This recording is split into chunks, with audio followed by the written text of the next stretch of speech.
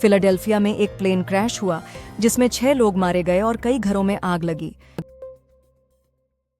Cold play के Chris Martin और उनकी प्रेमिका डकोटा जॉनसन ने प्रयागराज में महाकुंभ में संगम में एक पवित्र नहाने का वीडियो शेयर किया। प्रतीक बब्बर और प्रिय बैनर्जी 14 फरवरी को बांद्रा में शादी करेंगे। गाजियाबाद में एक ट्रक में 60 से ज्यादा एलपीजी सिलेंडर फट गए, जिससे 4 फर्नीचर की दुकानें जल गईं।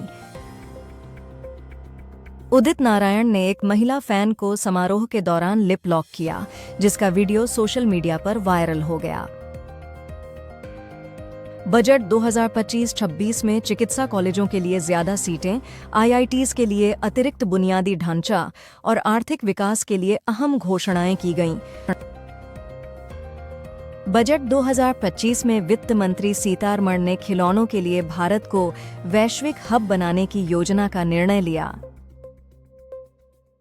बजट 2025 में वित्त मंत्री निर्मला सीतारमण ने 10 साल में 120 नए गंतव्यों को जोड़ने के लिए उड़ान योजना में बदलाव का ऐलान किया।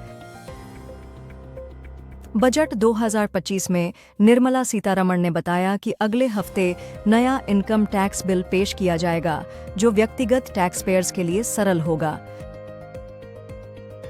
यूनियन बजट 2025 में वित्त मंत्री निर्मला सीतारमण ने महिलाओं और SC/ST उद्यमियों के लिए 2 करोड़ रुपए का नया लोन योजना घोषित किया। सरकार अगले 3 वर्षों में सभी जिला अस्पतालों में डाई केयर कैंसर सेंटर स्थापित करने की सुविधा देगी। बजट 2025 में स्टार्टअप्स के लिए 10,000 करोड़ रुपए का नया फंड ऑफ फंड्स स्कीम की घोषणा की गई। सरकार 50 पर्यटन स्थलों का विकास करेगी और होमस्टे के लिए मुद्रा ऋण भी प्रदान करेगी। फाइनेंस मिनिस्टर निर्मला सीतारमण ने अगले हफ्ते संसद में नया इनकम टैक्स बिल पेश करने की घोषणा की। बजट 2025 में वित्त मंत्री निर्मला सीतारमण ने किसान क्रेडिट कार्ड्स के लिए ब्याज सबवेंशन की सीमा 3 लाख से बढ़ाकर 5 लाख रुपए की।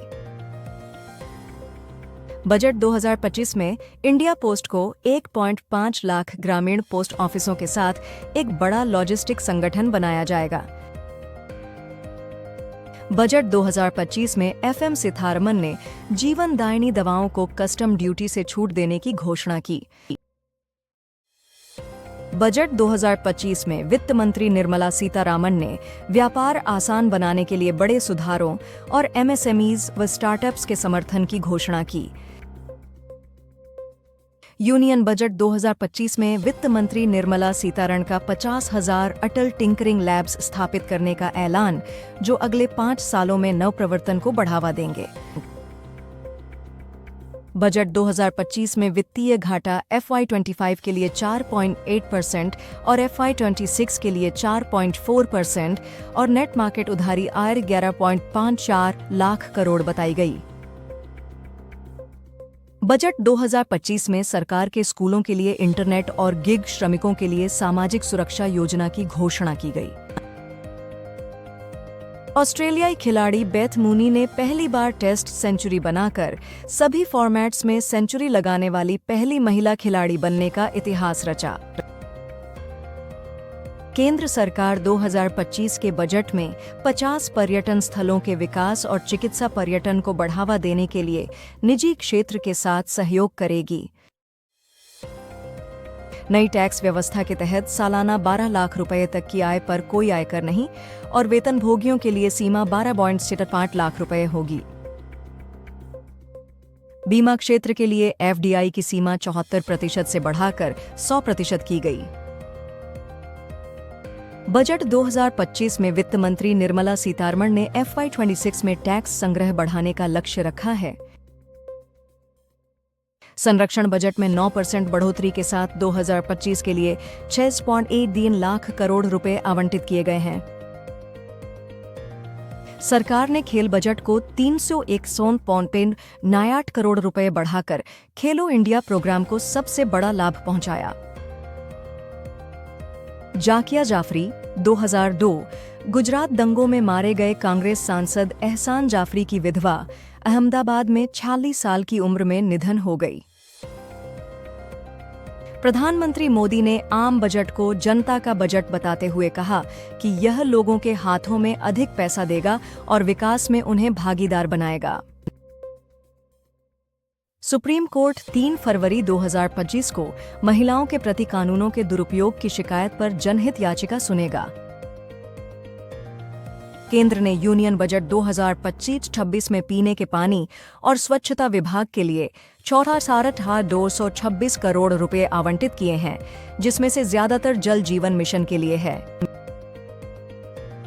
बजट 2025-26 में कानून मंत्रालय को 2024 लोकसभा चुनाव और नए ईवीएम की खरीद के लिए 14,000 करोड़ रुपए से ज्यादा का आवंटन मिला है।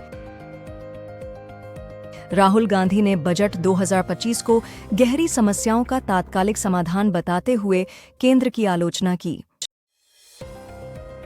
छत्तीसगढ़ के बीजापुर में सुरक्षा बलों के साथ मुठभेड़ में 8 नक्सली मारे गए। ई कोर्ट्स के तीसरे चरण के लिए संघीय बजट में 500 करोड़ रुपए आवंटित किए गए हैं। संघीय बजट 2025 में जनगणना के लिए केवल Rs करोड़ आवंटित किए गए हैं, जिससे 2025 में भी जनगणना संभव नहीं लगती। सीतारामन ने कहा कि 1 करोड़ लोग अब कोई इनकम टैक्स नहीं देंगे, क्योंकि टैक्स रिबेट बढ़ाकर 12 लाख सालाना कर दिया गया है। मध्य प्रदेश में संघीय बजट 2025 को मिलीजुली प्रतिक्रिया मिली। विपक्ष ने किसान और गरीबों के लिए सहायता की कमी की आलोचना की। दिल्ली चुनावों से 4 दिन पहले 8 पूर्व एपी विधायक बीजेपी में शामिल हुए। डीजीसीए ने एयर इंडिया पर 30 लाख का जुर्माना लगाया है, क्योंकि पायलट ने कुछ नियम नहीं माने।